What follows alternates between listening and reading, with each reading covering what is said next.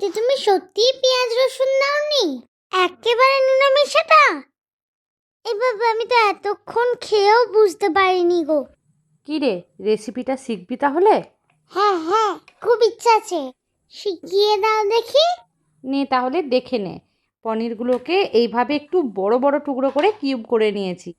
এবার ছোট বাটির 1 বাটি দইকে জলটা ভালো করে ঝরিয়ে নিয়েছি। এতে দিচ্ছি ধনে গুঁড়ো, জিরে গুঁড়ো, কাশ্মীরি লঙ্কার গুঁড়ো, 1 চামচ মেথি, সামান্য আদা আর লঙ্কার বাটা, দিচ্ছি পরিমাণ মতো নুন, সাথে দিচ্ছি 1 চামচ গোলমরিচের গুঁড়ো, সাথে সামান্য গরম মশলা। এবার ভালো করে একটু মাখিয়ে নিয়ে দইয়ের লাম্পসগুলো ভেঙে গেলে দিয়ে দিতে হবে 2 চামচ বেসন। তারপর আবারও ভালো করে মাখিয়ে নিতে হবে। এবার বড় বড় টুকরো করে কেটে রাখা টমেটো আর ক্যাপসিকাম দিয়ে দিচ্ছি, সাথে পনিরটাও দিয়ে দিতে হবে। এবার সবগুলোকে একসাথে মাখিয়ে নিতে হবে। বলো মা, দেখেছো আমি কত রান্না শিখে গেছি? হ্যাঁ, সেই তো, আমার আর চিন্তা নেই বাবা, সব রান্না এরপর থেকে তুইই করবি। ঠিক আছে। এবার দেখ, এই যে ব্যাম্বো স্টিকগুলো নিয়েছি, ভালো করে জলে কিন্তু ভিজিয়ে রেখেছিলাম।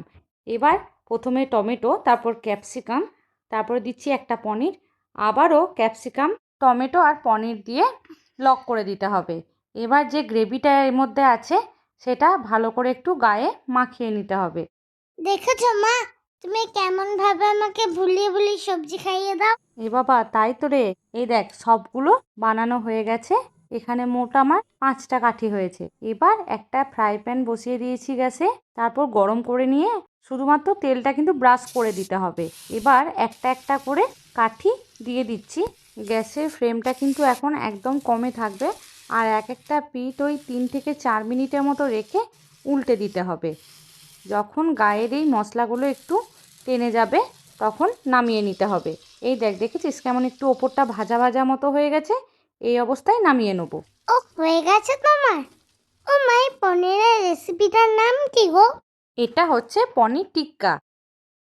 এই দেখ, তারপর দেখেছিস, তোর সঙ্গে কথা বলতে বলতে আমি ভুলেই গেছিলাম বলতে, এবার এই এক একটা স্টিককে গ্যাসের মধ্যে সেঁকে নিতে হবে। বেশিক্ষণ না, 2 পিঠই একটু সেঁকে নিয়ে পোড়া পোড়া মতো হয়ে গেলে নামিয়ে সাথে পেঁয়াজ, টমেটো আর সস দিয়ে দারুণ লাগে খেতে। ভিডিওটি ভালো লেগে থাকলে অবশ্যই ভিডিওটি সেভ করে রাখবেন।